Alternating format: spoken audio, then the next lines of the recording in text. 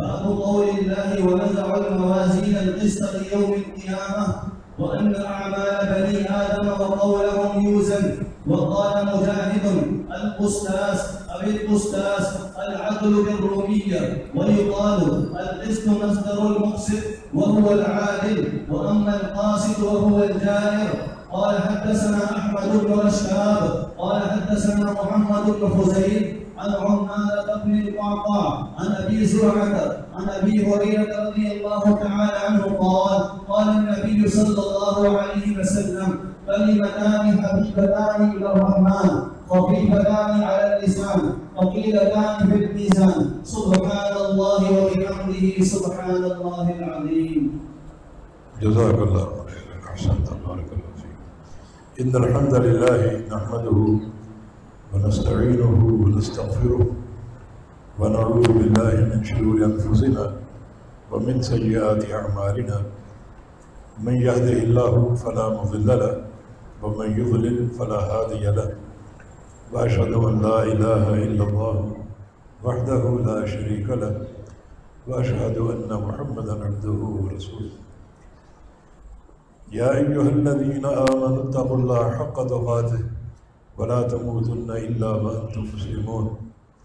يا أيها الناس اتقوا ربكم الذي خلقكم من نفس واحدة وخلق منها زوجها وبث منهما رجالا كثيرا ونساء واتقوا الله الذي تساءلون به والأرحام إن الله كان عليكم رقيبا.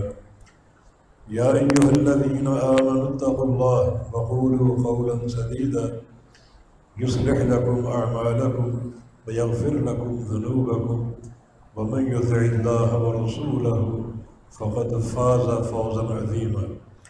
اللهم صل على محمد وعلى آل محمد كما صليت على إبراهيم وعلى آل إبراهيم إنك حميد مجيد.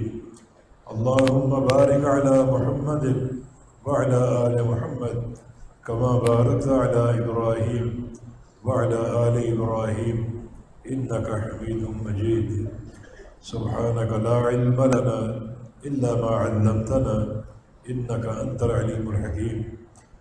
رب اشرح لي صدري ويسر لي أمري واحلل عقدة من لساني يفقه قولي. وبعد، فيقول أمير المؤمنين في الحديث الإمام الحجة محمد بن إسماعيل البخاري رحمه الله تعالى: باب قول الله تعالى: ونضع الموازين القسط ليوم القيامة وأن أعمال بني آدم وقولهم يوزن. وقال مجاهد القسطاس العدل بالرومية، ويقال القسط مصدر المقسط وهو العادل، وأما القاسط فهو الجائر. حدثنا أحمد بن إشكاب قال حدثنا محمد بن فضيل عن عمارة بن القعقاع عن أبي زرعة عن أبي هريرة رضي الله تعالى عنه قال قال النبي صلى الله تعالى عليه وسلم: كلمتان حبيبتان إلى الرحمن خفيفتان على اللسان ثقيلتان في الميزان سبحان الله وبحمده سبحان الله العظيم. انتہائی قابل قدر اور قابل احترام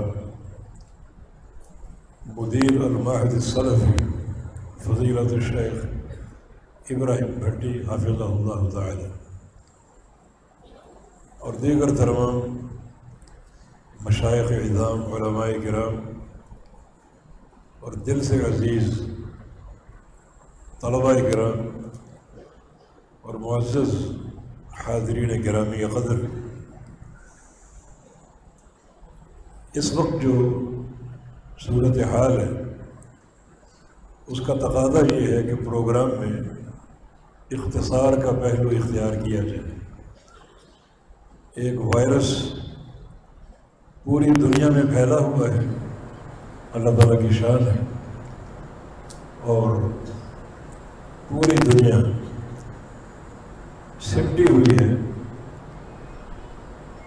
اللہ تعالیٰ کی قدرت ہر بندے کے سر پہ چڑھ کر بول رہی ہے۔ اپنی قدرت کاملہ سے اللہ تعالیٰ نے ایک متحرک دنیا کو جامد کر دیا ہے، ہر چیز جمود کا شکار ہو چکی ہے۔ ہمارا ملک بھی، پاکستان بھی اس وائرس سے متاثر ہے۔ وہ شدت نہیں جو دنیا بھر میں ہے، تو پھر بھی ہمیں احتیاط کے تقاضے پورے کرنے چاہیے۔ تو اس وائرس کا تقاضا یہی ہے کہ ہم اس پروگرام کو جلدی سمیٹ لیں، کیونکہ جس انداز سے آپ بیٹھے ہوئے ہیں تو آپ نے SOPs کی پوری دھجیاں بگیری ہوئی، باہم جڑ کر چپک کر۔ اللہ تعالیٰ سب کو عافیت ہے، اللہ اس مرض سے محفوظ رکھے، اللہ اس مرض کو ہمارے وطن سے اٹھا لے، بلکہ تمام اسلامی ممالک سے اللہ تعالیٰ اس بیماری کو اٹھا لے اور ہم سب کو حفاظت، عافیت اور ایک سعادت کی زندگی عطا فرمائے۔ تو کسی بھی تمہید کے بغیر جو آخری باب آپ نے سماعت کیا ہے، یہ قرآن کی ایک آیت پر قائم ہے۔ امام بخاری فرماتے ہیں باب قول اللہ تعالی وَنَضَعُ الْمَوَازِينَ الْقِسْطَ لِيَوْمِ الْقِيَامَةِ۔ اس کا ترجمہ یہ ہے کہ اللہ تعالیٰ کا فرمان، اور ہم عدل کا ترازو حاضر کر کے قائم کریں گے قیامت کے دن۔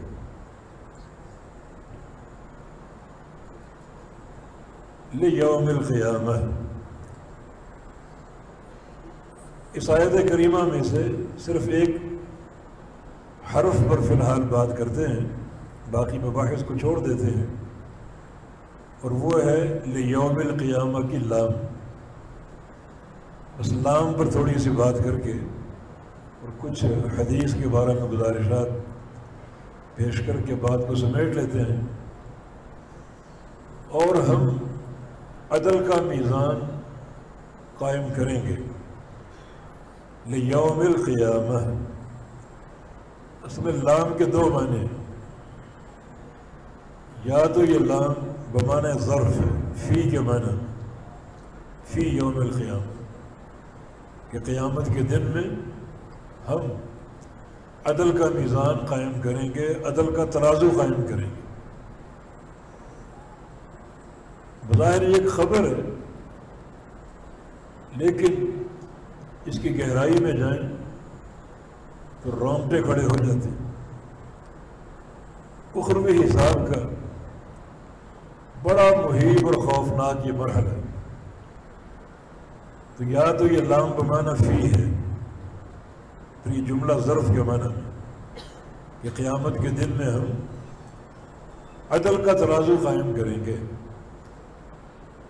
یا پھر یہ لام اپنے اصل معنی پر ہے، یہ لام تعلیلیہ، اصل معنی اس کا بیان علت۔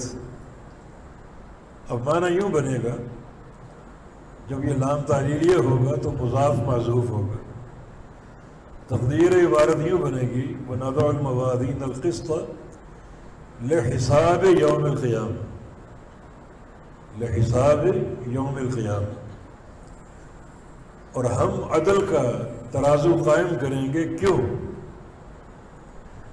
ترازو قائم کرنے کی علت کیا ہے؟ یہ لام تعلیلیہ، قیامت کا حساب لینے کے لیے، قیامت کا حساب لینے کے لیے ہم عدل کا ترازو قائم کریں گے۔ لفظ عدل میں بڑی ایک ہیبت اور دہشت، اللہ تعالیٰ کا عدل بڑی باریک بینی پر قائم ہوتا ہے۔ ہم کبھی عدل قائم کرنا چاہیں تو بہت سے پہلو، بہت سے گوشے ہم سے چھپے ہوتے ہیں، کما حقو عدل قائم نہیں ہو پاتا۔ لیکن اللہ رب العزت کے سامنے ہر پہلو، ہر گوشہ موجود ہے، اور اس کا عدل بڑی باریک بینی پر قائم۔ اسی لیے یہ جو میزان ہے، قیامت کا ترازو ہے، یہ اعمال کو ایسا تولے گا کہ ایک ذرے کے فرق کو نمایاں کرے گا۔ ایک ذرے کے فرق، ذرہ آپ جانتے ہیں کیا ہے؟ ذرہ وہ شے ہے جس سے چھوٹی کوئی شے نہ ہو۔ دنیا میں سب سے چھوٹی شے، سب سے چھوٹی، وہ سوئی کی نوک کہہ لوں یا اس سے بھی چھوٹی، اس کو ذرہ کہا جاتا ہے۔ جب اللہ تعالیٰ اپنا میزان قائم کرے گا اور اعمال کو تولے گا تو یہ میزان ذرے کے فرق کو بھی ظاہر کرے گا۔ اور نبی علیہ السلام کی حدیث ہے، اگر ایک ذرے کے برابر نیکی بڑھ گئی تو وہ جنتی، اور ایک ذرے کے برابر گناہ بڑھ گیا تو وہ جہنمی۔ اتنا یہ باریک بینی پر وزن ہو۔ عدل کا میزان۔ وہ ہم ٹرین پر سفر کر رہے تھے، ایک بار پنجاب کا علاقہ تھا، تو ایک فقیر وہ بھیک مانگ رہا تھا اور پنجابی زبان میں ایک شعر پڑھ رہا تھا۔ اس شعر میں عدل کا معنی موجود ہے۔ وہ کہہ رہا تھا اللہ تعالیٰ کی طرف اشارہ کر کے کہ عدل کرے تے تھر تھر کمن اونچیاں شاناں والے۔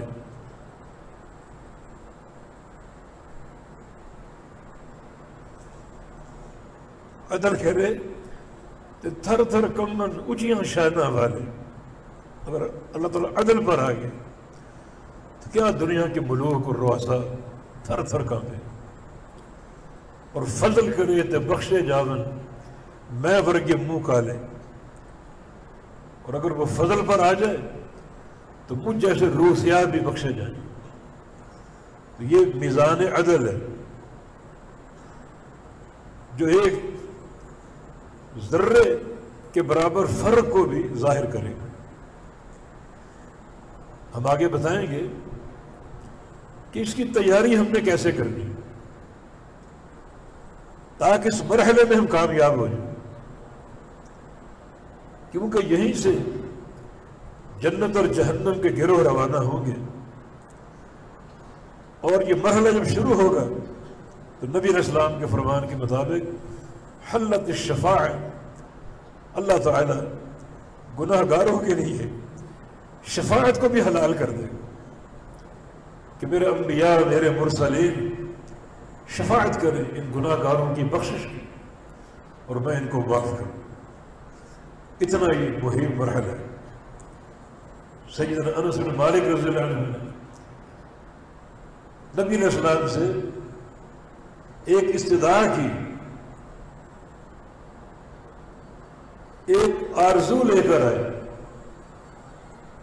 اسألک ان تشفع لی یوم القیامہ، کہ میرا آپ سے ایک سوال ہے، ایک درخواست ہے کہ آپ قیامت کے دن میری شفاعت فرما دیجیے۔ یہ طلب کس کی طرف سے؟ خادم رسول انس بن مالک رضی اللہ عنہ کی طرف سے۔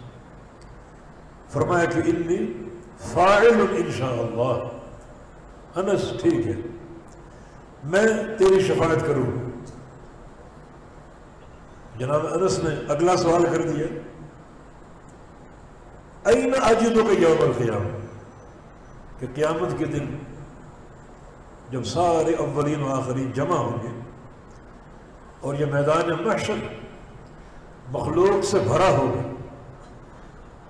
اربوں کھربوں انسان ہوں گے، تو ان کے بیچ میں آپ کو کہاں پاؤں گا؟ آپ کو تلاش کروں گا تو کہاں پاؤں گا؟ تو نبی علیہ السلام نے 3 مقامات کا حوالہ دیا کہ اول ما تطلبنی عند الصراط، سب سے پہلے مجھے وہاں آ کر ڈھونڈنا جہاں جہنم کی پشت پر پل صراط قائم ہے، میں وہاں کھڑا ہوں گا اپنی امت کی سفارش کے لیے، رب سلم رب سلم، یا اللہ ان گزرنے والوں کو سلامتی اور عافیت دے۔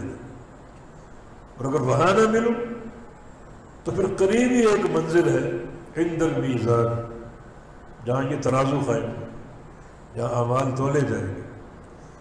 بڑے یہ خوفناک مراحل ہیں۔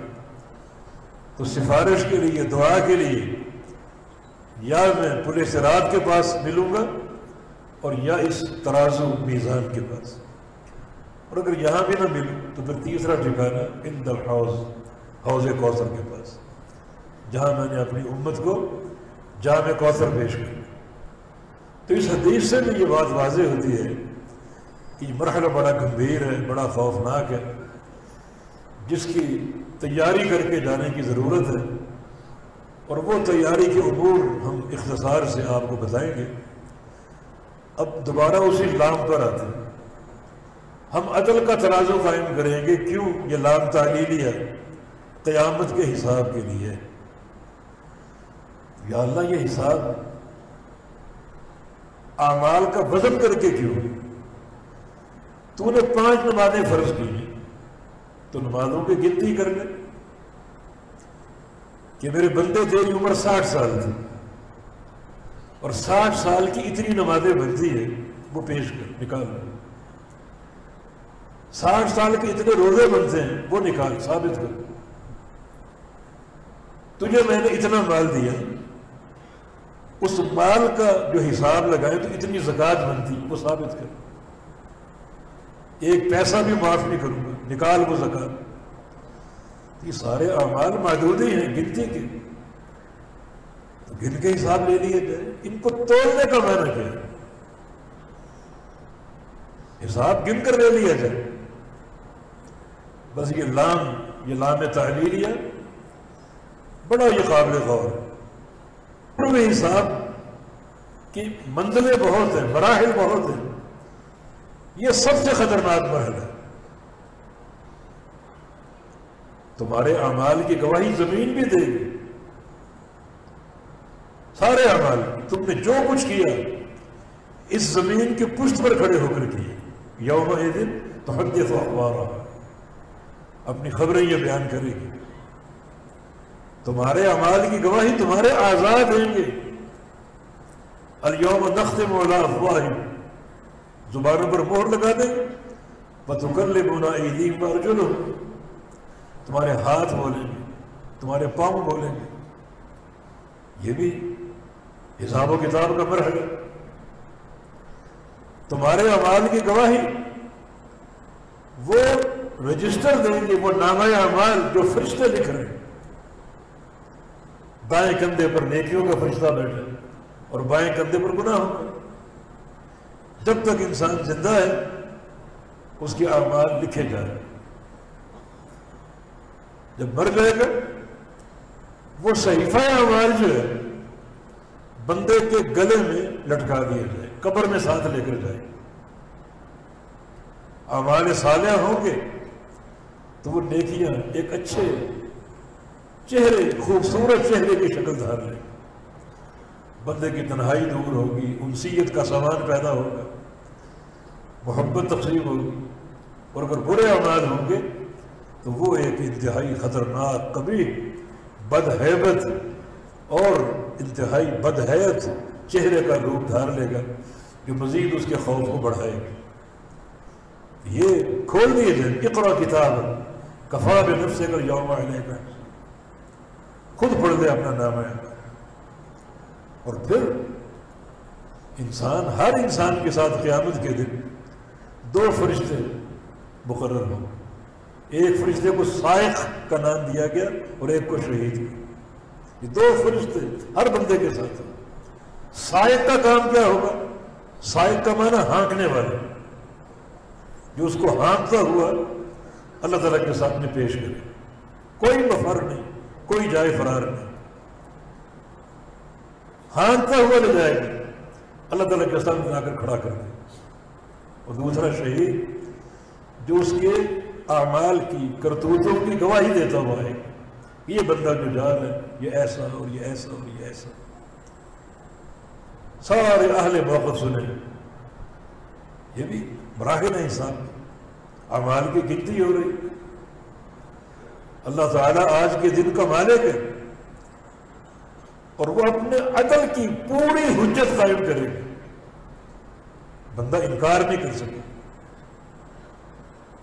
اور یہ سب سے آخری مرحلہ، اعمال کی گنتی ہو چکی، اب ان کو تولو، ان کا وزن کرو، تاکہ بندہ خود اپنے وزن کو دیکھے اور اللہ کے عدل کی حجت اس پر قائم ہو جائے. امام بخاری رحمہ اللہ نے اس درس سے اپنی کتاب کا آغاز کیا تھا. بڑی نفیس کتاب، بڑی نفیس کتاب. اللہ تعالیٰ نے ایک ہی شخصیت پیدا کی ہے جو یہ کام کرے گی، دوسری شخصیت کوئی نہیں. نہ اس سے قبل یہ کوئی کام کر سکا، نہ اس دور میں کوئی کر سکا، نہ آج تک کوئی کر سکا، اور نہ قیامت تک کوئی کر سکے گا. ہم طلباء کا ذہن شروع سے بنایا 2 نقطوں پر. ایک باب بدء الوحی قائم کر، یہ ایک جداگانہ ترتیب ہے، بقیہ محدثین کی یہ ترتیب نہیں ہے کہ کتاب کا آغاز باب بدء الوحی. یہ ذہن دیا کہ یہ دین رائے کا دین نہیں ہے، تمہارے ملفوظات کا دین نہیں ہے، تمہاری عقلیات کا دین نہیں ہے، بلکہ یہ دین وحی. یہ دین جس چیز کا نام ہے یہ وہ چیز ہے جو مکمل آئی ہے عرش الہی سے. غور تو کرو، تم کن بھول بھلیوں میں ہو، قوم، برادری، باپ دادا، فلاں پیر، فلاں مرشد، فلاں وڈیرا، کہاں کھو رہے ہو تم؟ جو چیز آپ کے سامنے پیش کی جا رہی ہے عرش الہی سے اتری. اتارنے والا اللہ رب العزت، تمہارا خالق اور مالک. لانے والا سارے انبیاء کا امین وحی جبریل علیہ السلام.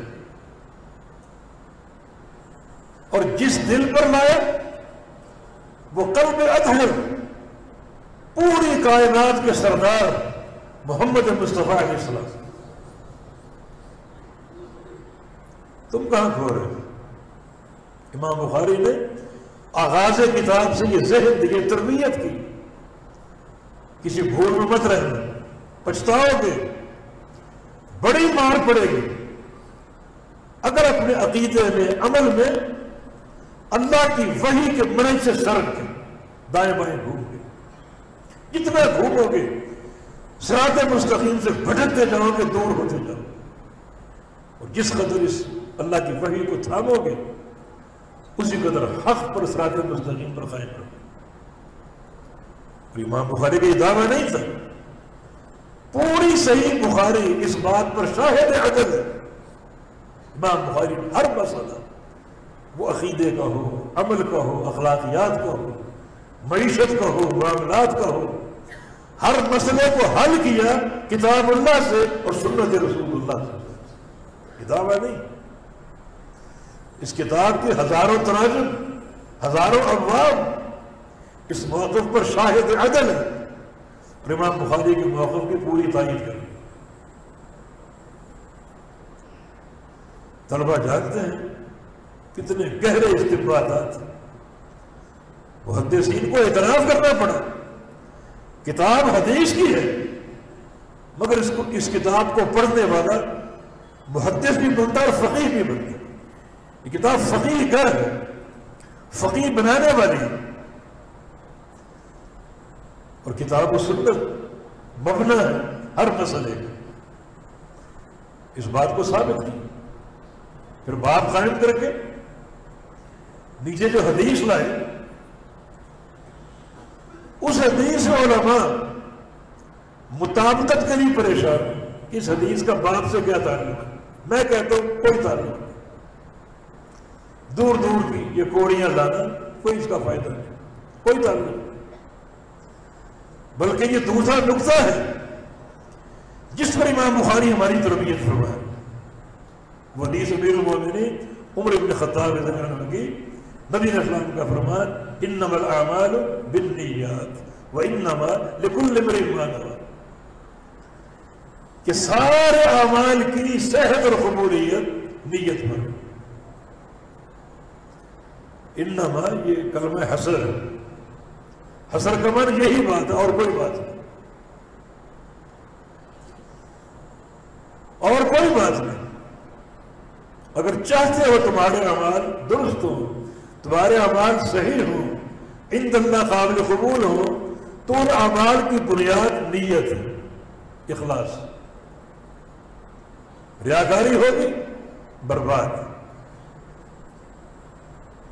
اور آگے پھر کلمہ حسن وَإِنَّمَا لِكُلِّ امْرِئٍ مَا نَوَىٰ، ہر شخص نوٹ کر لے، کسی بھول میں نہ رہے۔ ہر بندے کو اس کے عمل سے کیا ملے گا؟ جو وہ نیت کرے۔ تیرا عمل اگر پہاڑ کے برابر ہو لیکن نیت میں ریاکاری ہو، اس کی قیمت اب ذرے کی نہیں۔ اِنَّ أُنَاسًا مِّنْ أُمَّتِي يَأْتُونَ يَوْمَ الْقِيَامَةِ بِأَعْمَالٍ كَأَمْثَالِ جِبَالِ تِهَامٍ يَجْعَلُهَا اللَّهُ هَبَاءً مَّنثُورًا۔ میری امت کے بہت سے لوگ قیامت کے دن نیکیاں لائیں گے جن کا حجم تہامہ پہاڑی سلسلے کے برابر ہو۔ تہامہ کے پہاڑ آپ نے نہیں دیکھے، لیکن مری آپ نے دیکھا ہو، کسی چوٹی پر کھڑے ہو جاؤ، لمبا سلا پہاڑ وہ جا کے ملتا ہے کوہ حمالیہ سے، ایک چوٹی پھر دوسری پھر تیسری پھر چوتھی، پہاڑ ہی پہاڑ ہے۔ اس طرح لوگ قیامت کے دن کھڑے ہوں گے، ان کے سامنے نیکیاں ہوں گی کوہ مری کے پہاڑوں کی طرح، یہ ان کا حجم۔ لیکن یجعلہ اللہ ہباء منثورا، اللہ پہاڑ جیسی نیکیوں کو ذرے بنا کر بکھیرتے ہیں، سب ضائع، کوئی نیکی کام نہیں، بکھر گئی۔ بڑی بڑی نیکیاں موجود ہیں، اخلاص کا فقدان، بندہ دنیا کی شہرت کا بھوکا، نمود و نمائش کا بھوکا، بس دنیا واہ واہ کرے، دنیا تحسین کے ڈونگرے برسائے، یہ نہیں تھی، کتنی بیکار نہیں تھی۔ جس عمل سے خالق کائنات کو راضی کرنا تھا، اس عمل سے دنیا کو خوش کرتا پھر رہا، اور خالق کائنات کے لیے کیا ہے؟ اس کی تنہائی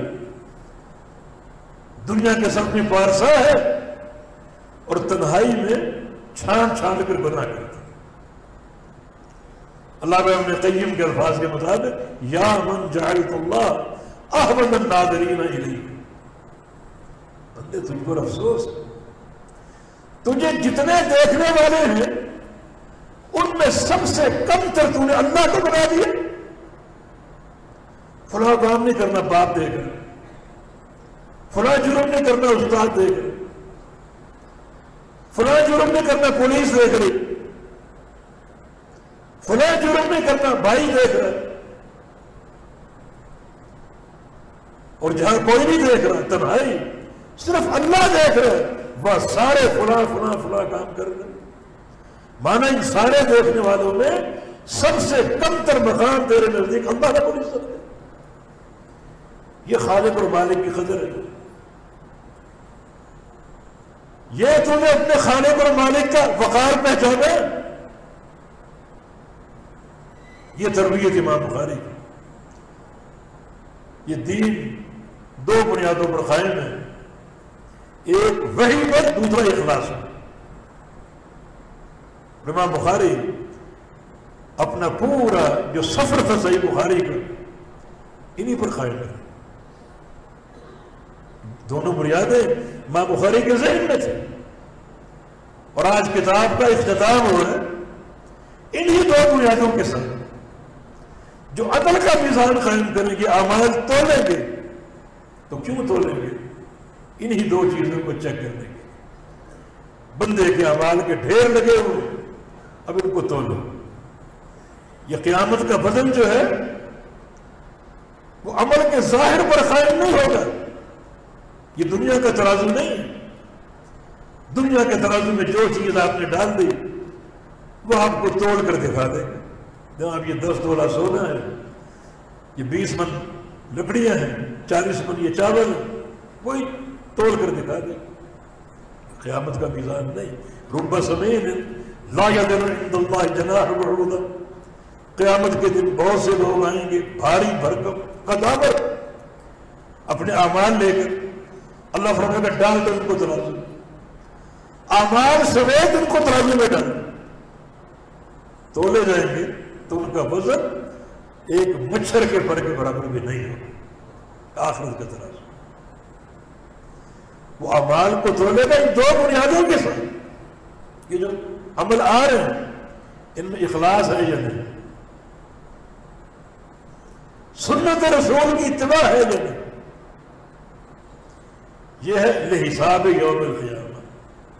قیامت کے حساب کے لیے ہم عدل کے ترازو کو قائم کریں گے۔ حساب کا یہ مرحلہ، اس کی اساس کیا ہے؟ وہی جہاں سے سفر بخاری شروع ہوا تھا، بدل وحی کی مطابقت ضروری ہے اور اخلاص کی حفاظت ضروری ہے۔ آپ کے عمل میں اگر اخلاص موجود ہے، وحی کی اتباع نہیں، وہ مردود ہے، بیکار۔ من عمل عملا لیس علیہ امرنا فہو رد، جس شخص نے ایسا عمل کیا جس عمل پر ہمارا تھپا نہیں، یہ محمد الرسول اللہ نے فرمایا، فہو رد، وہ مردود۔ یہ ہوا ضمیر ہے، اس کا مرجع دو چیزیں، یا من وہ شخص وہ مردود ہے، یا عمل وہ عمل مردود، دونوں طرف سے عمل بھی مردود ہے، وہ شخص بھی مردود ہے، کوئی قدر و قیمت نہیں۔ قیامت کے دن حشر کے بازار میں ایک بندے کی قیمت لگے گی، اور وہ اس قیمت کی کرنسی کیا ہے؟ درہم و دینار نہیں، بلکہ اخلاص اور پیغمبر علیہ السلام کی سنت کی اتباع۔ یہ موجود ہے، آپ کی قیمت بنے گی۔ کتنی قیمت بنے گی؟ آپ کے تصورات سے مانگا۔ من تصدق بصدقۃ من کسب طیب، صحیح بخاری کی حدیث، کسب طیب سے ایک کھجور آپ نے دے دی، کھجور کی کیا ویلیو آپ نے دے دی۔ منہج کیا ہے آپ کا؟ اخلاص۔ منہج کیا ہے؟ سنت رسول سے پیار اور محبت۔ اللہ تعالیٰ اس کھجور کو لے لے گا، صرف لے گا نہیں، قبول نہیں کرے گا، بلکہ یاخذھا بیمینہ، اس کھجور کو اپنے دائیں ہاتھ سے پکڑ لے۔ بندے سن، تیری قیمت کیا ہے؟ اس احسن الخالقین کے ساتھ یہ قیمت تیری نہیں، تیرے اخلاص کی اور جذبہ اتباع۔ اللہ اس کھجور کو اپنے دائیں ہاتھ میں لے گا اور کیا کرے گا؟ یربیھا کما یربی احدکم فلوہ، اس کھجور کو پالے گا جیسے تم اپنے جانور کے بچے کو پالتے ہو۔ جانور کا بچہ اتنا سا آپ کے پاس آیا، اس کو پال پال کر اونٹ کو آپ نے کہاں تک پہنچا دیا، پھر اونٹ ختم ہو جائے گا 10 سال بعد، 20 سال بعد، یہ کھجور ختم نہیں ہوگی۔ اس کو صدیوں پلنا ہے اللہ تعالیٰ کے ہاتھ۔ قیامت کا دن ہوگا، بندے کا میزان نصب ہے اور بندہ حیران ہے، مجھے کھجور اس نے دی تھی وہ احد پہاڑ پر چلی۔ یہ فرق ہے اخروی میزان اور دنیا کے میزان۔ بھاری بھرکم شخص اپنے اعمال سمیت مچھر کے پر کے برابر نہیں، اور یہ چھوٹی سی کھجور حتی تصغیر مثل جبل، ایک بڑا اونچا پہاڑ بن چکی۔ اب ہم دعویٰ کریں کہ حشر کے میدان میں، بازار میں کون سی کرنسی چل رہی ہے جس کی بنا پر ہم کامیاب ہوں؟ نہ روپیہ، نہ پیسہ، نہ کوئی ڈالر، نہ درہم، نہ دینار. دو ہی کرنسیاں ہیں، اخلاص اور سنت رسول کی اتباع. یہ ہے لیوم القیامہ، اہل حساب یوم القیامہ. ہم قیامت کے حساب کے لیے عدل کا ترازو قائم کریں گے. کیوں؟ تاکہ تمہارے اعمال کو توڑ کر اس معیار کو نکال سکیں، معیار چیک کر سکیں. یہ تو آیت کریمہ. امام بخاری رحمہ اللہ اس پرانے سبق کے اعادہ کے ساتھ، کیونکہ یہ کتاب ردود کی بھی ہے، اس کتاب میں تفسیر ہے، اس کتاب میں حدیث ہے، اس کتاب میں فقہ ہے، اور اس کتاب میں ردود ہے. ردود یہ اس کا مرکزی موضوع ہے. امام بخاری کے جتنے ابواب ہیں میرے خیال میں 60-70% باب ایسے ہیں جن میں گمراہ فرقوں کا رد ہے. حکمت الہی ہے. اس شخصیت کو پیدا کیا فتنوں کے دور کے آغاز میں. رسول اللہ صلی اللہ علیہ وسلم کی حدیث ہے، خیر الناس قرنی ثم الذین یلونہم ثم الذین یلونہم ثم الذین یلونہم. بہترین دور میرا، پھر صحابہ، پھر تابعین، پھر اتباع تابعین. یہ 4 دور بہترین ہیں. آگے کے دور کیا ہے؟ آگے کے دوروں میں فتنے ہوں گے. صحیح مسلم کی حدیث ہے، ان هذه الامه جعل عافیتها فی اولها وان آخرها سیصیبها بلاء وامور تنکرونها. اس امت کی ساری عافیت اس امت کے پہلے دور میں، جس کی تشخیص اللہ کے پیغمبر نے فرمائی، اور جو بعد کے دور ہیں ان میں فتنے ہوں گے. ایسے ایسے امور ہوں گے جن کو لوگ دین سمجھ کر اپنائیں گے، حالانکہ وہ دین نہیں ہوگا، تم ان کا انکار کر دو. امام بخاری کی پیدائش خیر القرون کے انقضاء اور انتہا اور فتنوں کے دور کے شروع ہونے کے درمیان یہ ایک سنگ میل.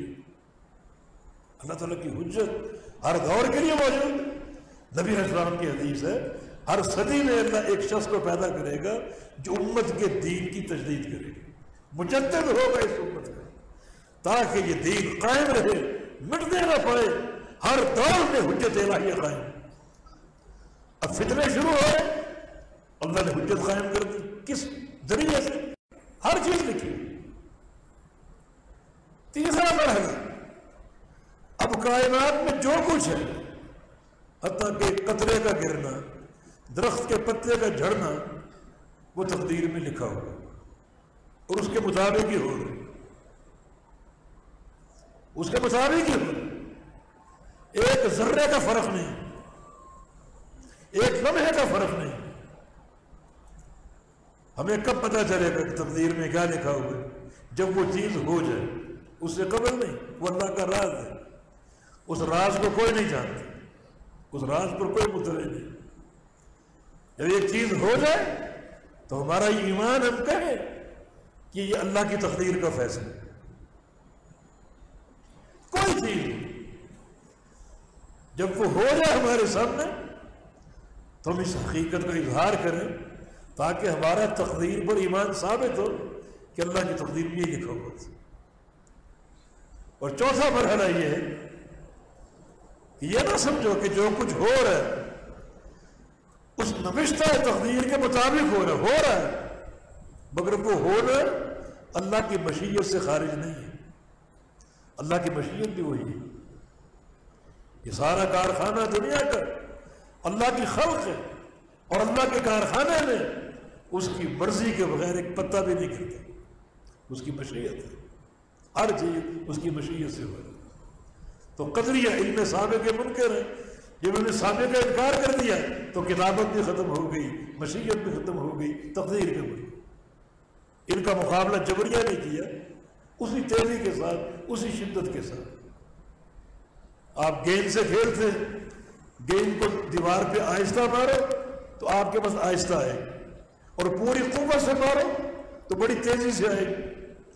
تو جبریہ نے بھی گمراہ ہونے کے لیے قطعیہ والی قوت کو اختیار کی، اس جہالت کے مقابلے میں جہالت نہیں۔ ہم تقدیر کو مانتے ہیں، ایسا مانتے ہیں کہ ساری مخلوق تقدیر کے آگے بے بس، جبر مجبور ہے۔ یہ بندہ جو عمل کرتا ہے اپنے اختیار سے نہیں کر رہا، بلکہ وہ اس لیے کر رہا ہے کہ وہ لکھا ہے تقدیر، مجبور ہے۔ لہذا نہ نیکی میں کسی کا کمال ہے اور نہ کسی گناہ میں کسی کا کوئی عیب ہے۔ ایک بندہ گھر سے نکلے مسجد کا رخ کرے تو اس لیے کر رہا ہے کہ تقدیر میں لکھا ہے، وہ مجبور ہے، اس کا وہاں جانا کوئی کمال نہیں، کوئی باعث اجر نہیں۔ اور ایک بندہ گھر سے نکلے سینما ہال جا رہا ہے، شراب خانے جا رہا ہے تو اس میں اس کا کوئی عیب نہیں ہے، تقدیر میں لکھا ہوا ہے اور وہ مجبور ہے۔ امام بخاری کا موقف بلکہ پوری امت کا موقف جبریہ کے رد میں کہ پھر نصب میزان کا کیا مقصد؟ اگر ہر بندہ مجبور ہے، وہ کہتے ہیں کہ بندے کا عمل درختوں کے پتوں کی مانند، پتے اپنے اختیار سے نہیں ہلتے، پتوں کو ہوا ہلاتی، تو پتوں کو اس میں کیا نہ کمال ہے نہ قصور۔ ہوا اگر تیز چلے گی تو پتے بھی تیز حرکت کریں گے، درخت گر بھی سکتے۔ ہوا اگر آہستہ چلے گی پتے آہستہ حرکت کریں گے، ہوا اگر تھم چکی ہے تو پتے بھی ساکت اور جانے۔ تو یہ مجبوراً ہو رہا ہے سارا کچھ۔ اسی طرح ہر انسان کی تقدیر ہے، اچھی بھی بری بھی۔ کچھ لوگ اچھی حرکت کر رہے ہیں اچھی تقدیر کی وجہ سے، اور کچھ لوگ بری حرکت کر رہے ہیں اپنی اس شر تقدیر کی وجہ سے۔ انسان مجبور ہے۔ پھر یہ حساب و کتاب کیوں؟ پھر یہ اعمال کو تولا کیوں جائے؟ حساب کے لیے لحساب یوم القیامہ۔ تو یہ لام تعلیلیہ جبریہ کا رد ہے۔ حساب کا کیا معنی ہے اگر ایک انسان مجبور ہے؟ دوسرا ایک عقل پرست گروہ اور فرقہ معتزلہ کا، جو امور کو جانچتے اور پرکھتے ہیں عقل کی روشنی۔ حالانکہ ایک انسان کی سعادت کا پہلو یہ ہے اللہ اور اس کا رسول جو فرما دے اس کو قبول کر لیں۔ اس کھوپڑی میں وہ چیز سمائے یا نہ سمائے، تیری کھوپڑی کی حیثیت کیا ہے اللہ تعالیٰ کی وحی کے سامنے؟ تیری عقل جہاں ختم ہوتی ہے وہاں سے وحی کا سفر شروع ہوتا ہے۔ تو اللہ تعالیٰ کی وحی کا مقابلہ اپنی عقل سے کر رہا ہے۔ اے وہ انسان جو ایک غلیظ پانی کے قطرے سے پیدا ہوا، اللہ کی وحی کے سامنے کھڑا ہے سینہ تان کے۔ اور اے وہ انسان جس کا آغاز یہ ہے گندے قطرے کی پیدائش، اور اختتام کیا ہے؟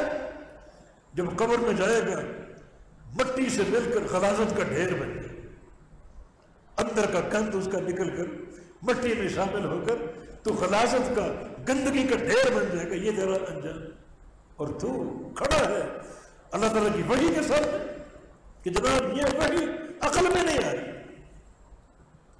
یہ عقل پرست لوگوں کی اپنی ایک تقسیم ہے، اس تقسیم پر دنیا کو چلا رہا ہے۔ دنیا کی ہر شے یا تو جوہر ہے یا عرض یا جسم۔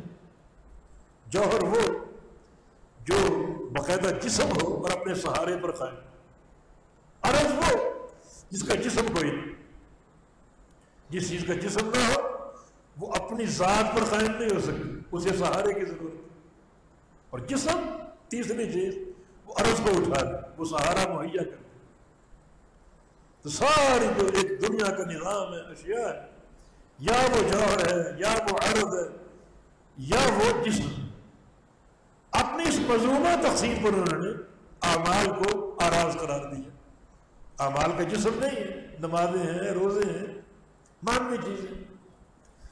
تو یہ قائم ہو تو ان کو تولا جائے۔ وہ کون سا ترازو ہے جو آراز کو تولتا ہو؟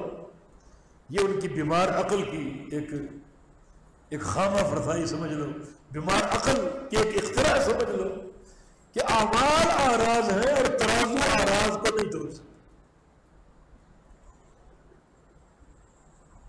یہ چینی کا دانہ ہے، دانہ جسم ہے، اور دانے میں جو موجود مٹھاس ہے وہ عادت ہے۔ ترازو مٹھاس نہیں توڑ سکتا، دانوں کو توڑ سکتا۔ دانہ جسم تو اعمال آراز ہے، ترازو کیسے توڑے گئے؟ یہ بات عقل میں نہیں آ رہی۔ اس بنا پر ان نصوص کا انکار، میزان میں تعویلیں کرو، یہ تعویل ہے وہ تعویل، تعویلوں میں ان کا کام پورا نہیں ہوتا۔ یعنی میزان جہاں بھی ہے مراد اقامت عدل ہے۔ پھر دو پلڑوں کا معنی کیا ہے؟ پھر اس کانٹے کا لسان المیزان کا معنی کیا ہے؟ تعویلیں کرو، کیسے آگے بڑھو؟ الغرض یہ ایک باطل فکر، حق یہ ہے کہ میزان حق ہے جس سے اعمال اللہ تعالیٰ تولے بالحساب یوم القیامہ۔ ہم اس میزان کو لائیں گے قیامت کا حساب لینے کے لیے، تو نصب میزان کی علت جو ہے وہ قیامت کا حساب۔ اس حساب میں کیا چیز پرکھی جائے گی؟ عمل کا معیار، گنتی نہیں، گنتی ہو چکی، عمل کا معیار، اس کی تیاری کرو۔ تیاری کیسے کریں؟ میزان کے تین نتیجے، جب اعمال تولے جائیں گے تین قسم کا نتیجہ مرتب ہوگا، یا نیکیاں بھاری اور گناہ ہلکے۔ فَأَمَّا مَنْ ثَقُلَتْ مَوَازِينُهُ فَهُوَ فِي عِيشَةٍ رَاضِيَةٍ۔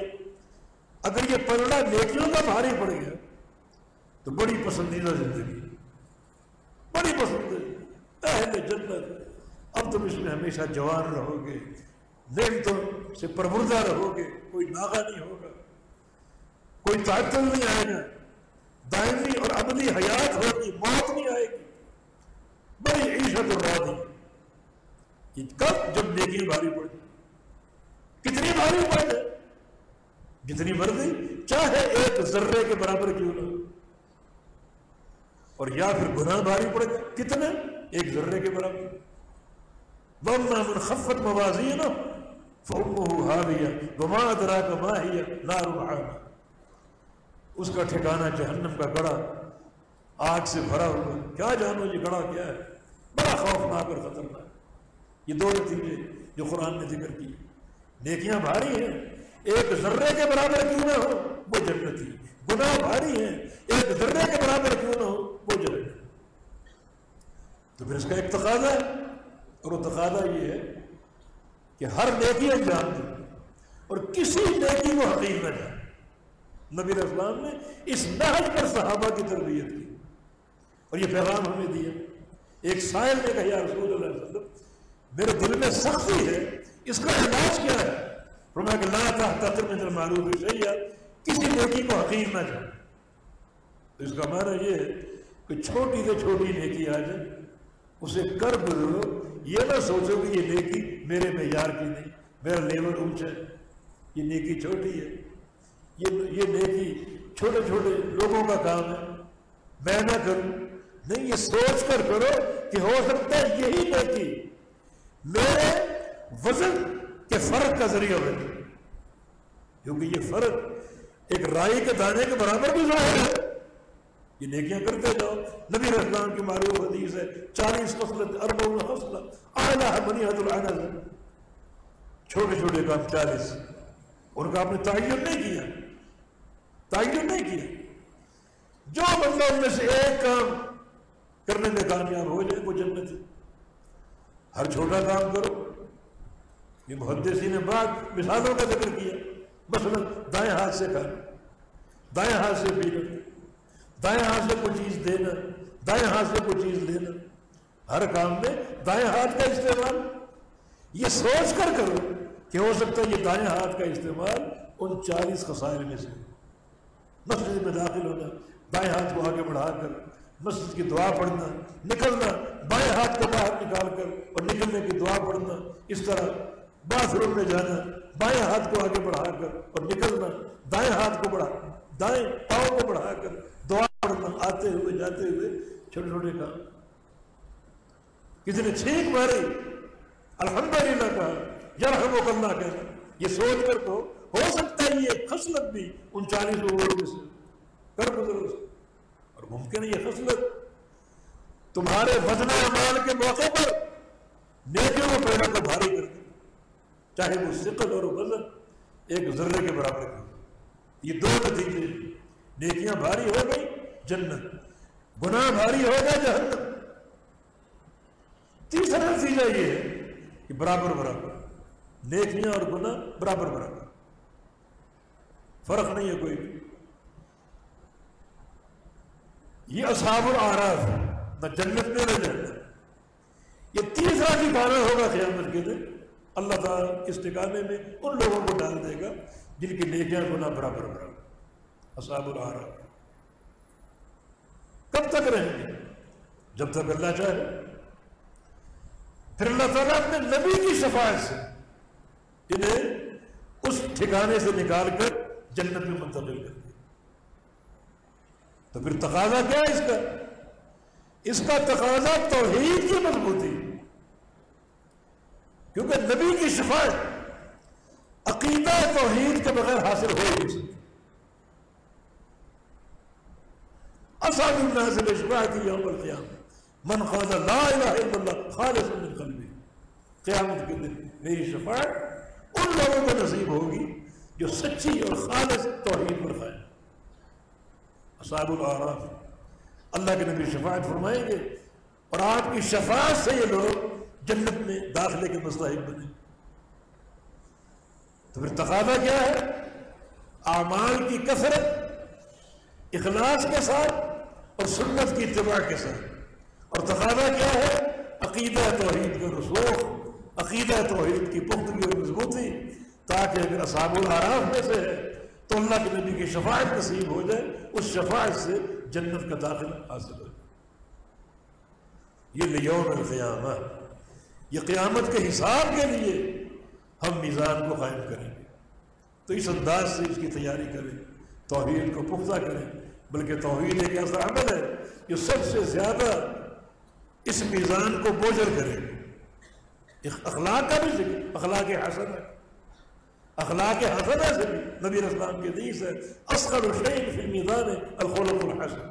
اللہ کے میزان میں سب سے بھاری چیز اچھے اخلاق ہیں، اس کا بھی عمل دخل ہے۔ اس انداز سے تیاری کیجیے، عقیدے کی حفاظت کرو، توحید کو پختہ بناؤ، توحید میں رسوخ پیدا کرو اور عمل صالح کرو اخلاص کے ساتھ اور پیغمبر اسلام کی اتباع کے جذبے سے، اور اپنی زندگی کو اخلاق حسنہ کا ایک آئینہ دار بنا، اخلاق سے برتاؤ کرو، اخلاق حسنہ سے معاملہ کرو۔ تو یہ مقصد اس آخری باب میں امام بخاری رحمہ اللہ نے بیچ میں عربی لغت کے ایک تنوع کو پیش کیا۔ وَيُقَالُ الْقِسْطُ مصدر المقسط وَهُوَ الْعَادِلُ وَأَمَّا الْقَاسِطُ فَهُوَ الْجَائِرُ۔ قسط مقصد کا مصدر، مقصد کا، مقصد اسم فاعل کا صیغہ باب فاعل، اقصد یقصد اقساطا وقسطا۔ اگر یہ اقصد کا مصدر ہے، مصدر ثانی، یہ مصدر اول اقساط ہے جو قیاسی مصدر افعال کے وزن پر، مصدر ثانی قیاسی وزن پر نہیں ہوتا بلکہ وہ عرب کے سما پر موقوف ہوتا ہے، اس کو سمائی مصدر قرار دیتا ہے۔ بعض اوقات ایک ہی باب میں کئی مصادر آتے ہیں، قام یقوم قوم وقومۃ وقیام، کئی مصادر۔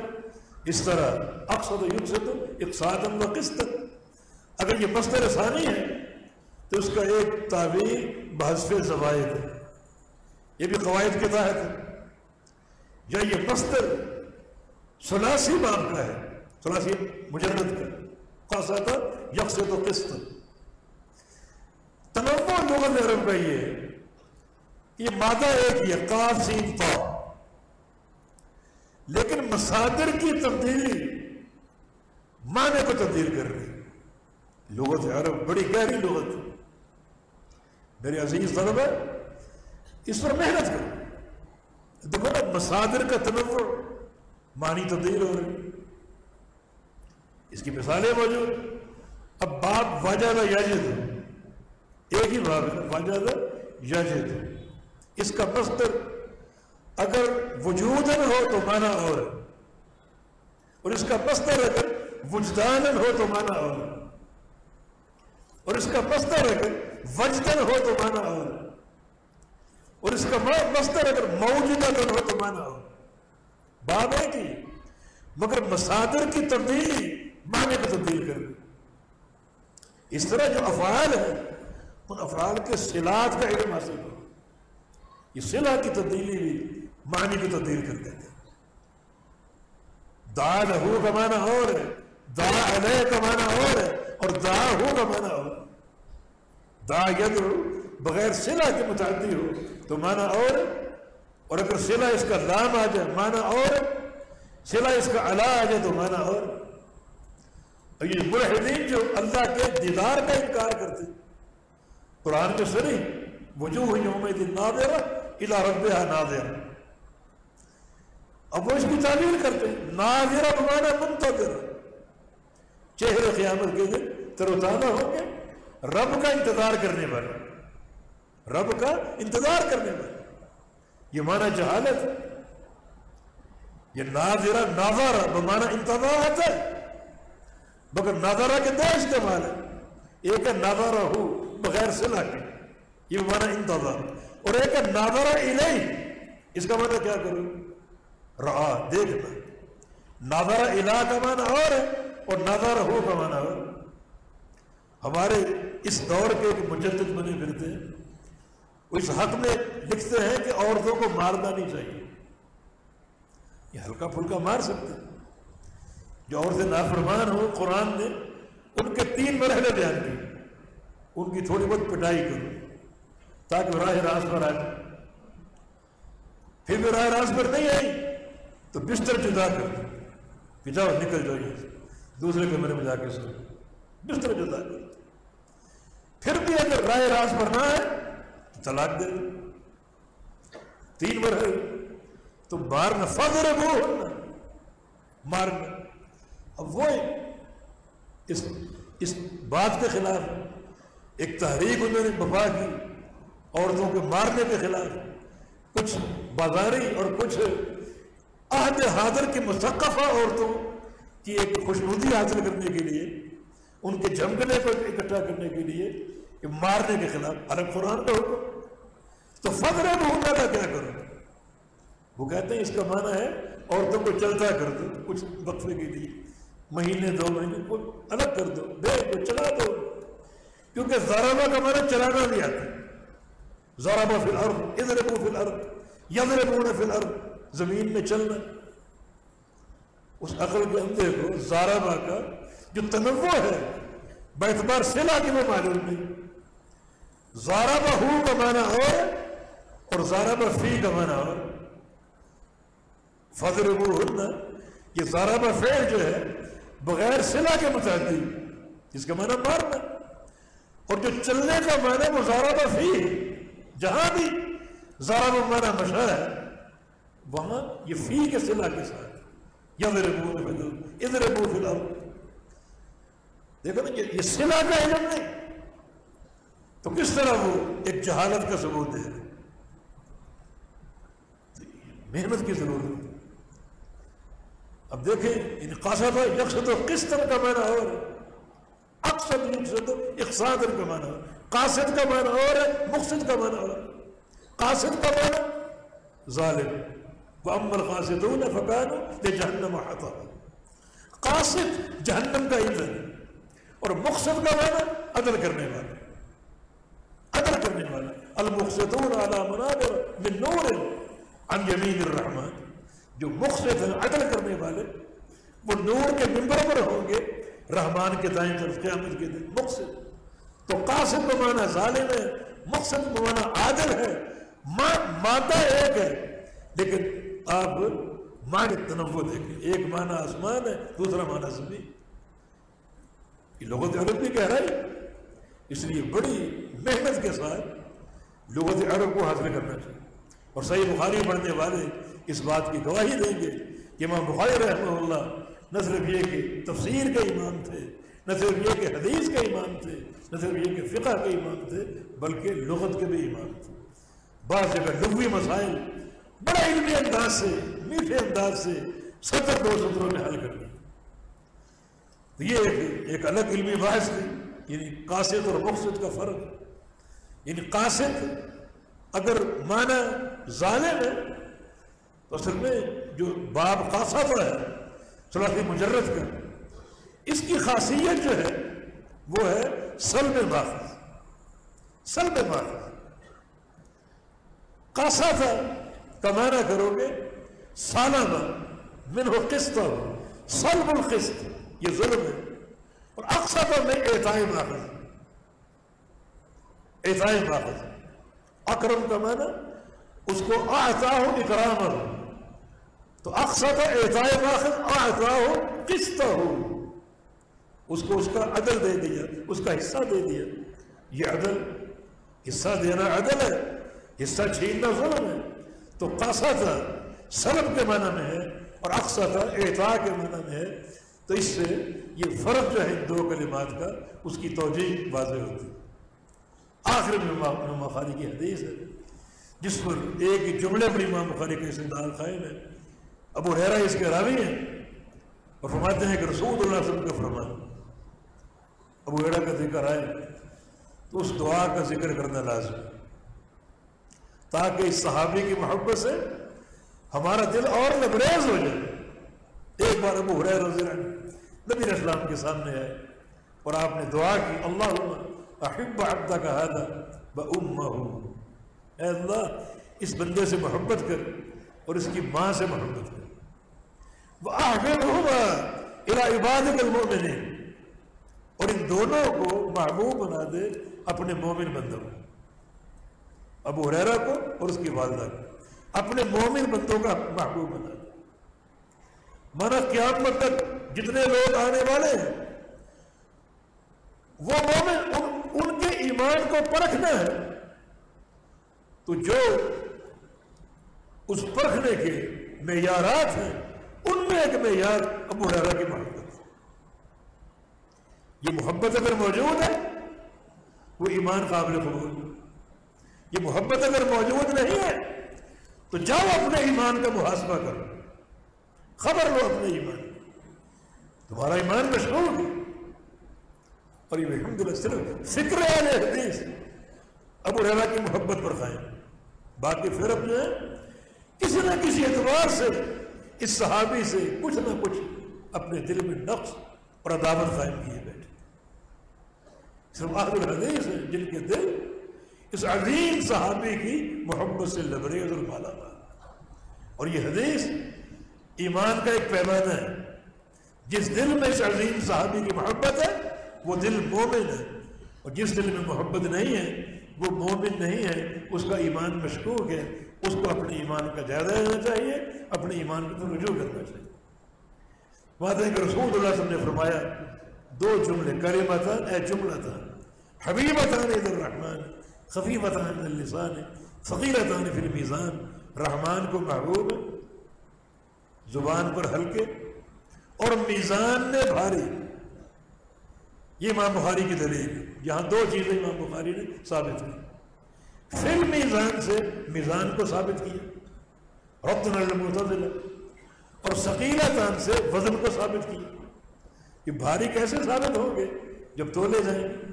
تو ثقیلتان سے وزن ثابت ہو رہا ہے اور فی المیزان سے میزان ثابت ہو رہا ہے. معتزلہ گمراہ فرقے کا رد اور ساتھ ساتھ جبریہ جو انسان کو مجبور محض قرار دیتے ہیں ان کا رد کہ نصب میزان جو ہے اللہ تعالیٰ کا حساب و کتاب، یہ ان کے موقف کو رد کر رہا ہے.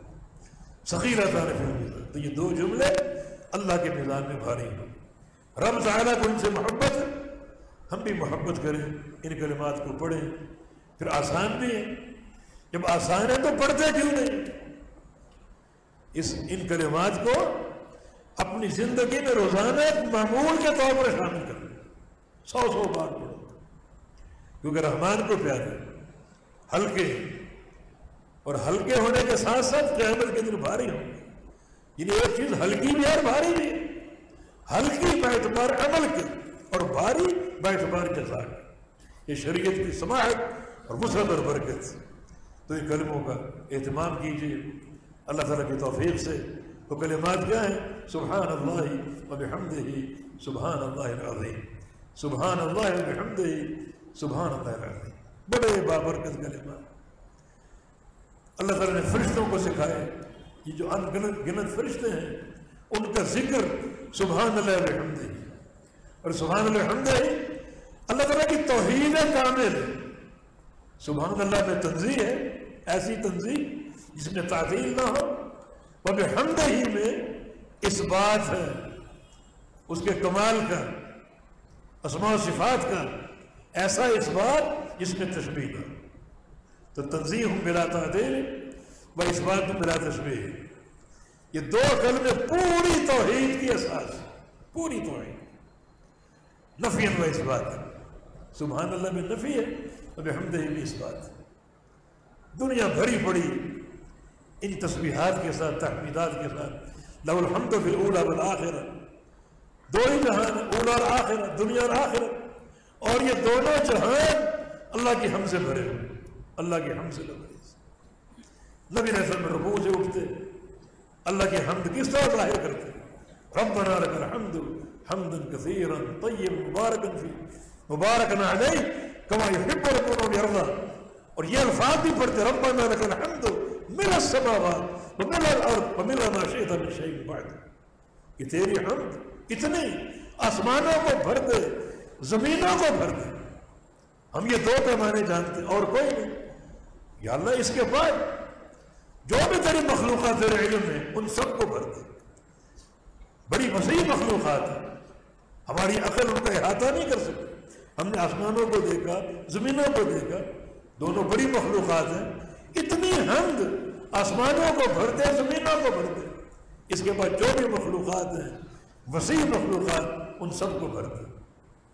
اللہ کے نبی کی تحمید و تسبیح کی دعا پر مبنی ایک جملہ سبحان اللہ بحمدہ عدد خلقہ ورضا نفسہ وزنۃ عرشہ ومداد کلماتہ. اللہ کی تسبیح اور اس کی تحمید کتنے اس کے مخلوقات کی تعداد، کتنا وزن، کتنا اس کے عرش کا وزن،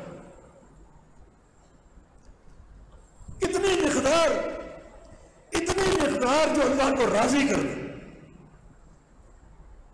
کتنا پھیلاؤ، کتنی تعداد اور مقدار، کتنا بڑا ڈھیر، اتنا بڑا ڈھیر جو اللہ کے کلمات کی روشنائی کا ڈھیر. کتنی روشنائی، سارے سمندر روشنائی بن جائے اور 7 سمندر اور بھی آ جائے اللہ کے کلمات لکھنے کے لیے. سارے خوش ہو جائیں گے لکھتے لکھتے، اللہ کے کلمات ختم نہیں. اتنا اتنی وسعت اس کی حمد و ثنا. بھائی من شیء الا یسبح بحمدہ، ہر شے اس کی تسبیح کر رہے، ہر شے. اگر کچھ مخلوق تسبیح نہیں کر رہے وہ انسان مشرک ہیں، کافر ہیں. اور ایسے بعض غافل مسلمان جو اس کی حمد و ثنا نہیں کر رہے، اس کی تسبیح و تحمید نہیں کر رہے. یہ تسبیح و تحمید کرو، نزول برکات کا سبب ہوگا، نزول برکات کا باعث ہوگا، اللہ کی محبت حاصل ہوگی. اور قیامت کے روز ان کلمات کو تولا جائے گا تو اللہ کا میزان بھاری پڑ جائے گا. دعا کریں کہ اللہ تعالیٰ ان اداروں کو قائم و دائم رکھے. اللہ ان طلباء کو جو آج عمل کے میدان اتر رہے ہیں، اللہ تعالیٰ ان کے سینوں کو کھول دے علم نافع کے لیے، عمل صالح کے لیے. اللہ ان کو مخلص داعی بننے کی توفیق عطا فرما دے. توحید کے سچے نمبردار ہوں، شرک کی تفرید کرنے والے، بدعات کا تباہ کرنے والے اور سنت کی اقامت کرنے والے اللہ ان کو بنا دے. اللہ ان اداروں کو قائم رکھے، اساتذہ کو قائم رکھے. اللہ تعالیٰ جو بھی معاونین مصاحبین ہیں ان سب کو لمبی زندگی عطا فرمائے، صحت والی، ایمان والی اور سلامتی والی. اقول قولی ھذا واستغفر اللہ لی ولکم واخر دعوانا الحمد للہ رب العالمین.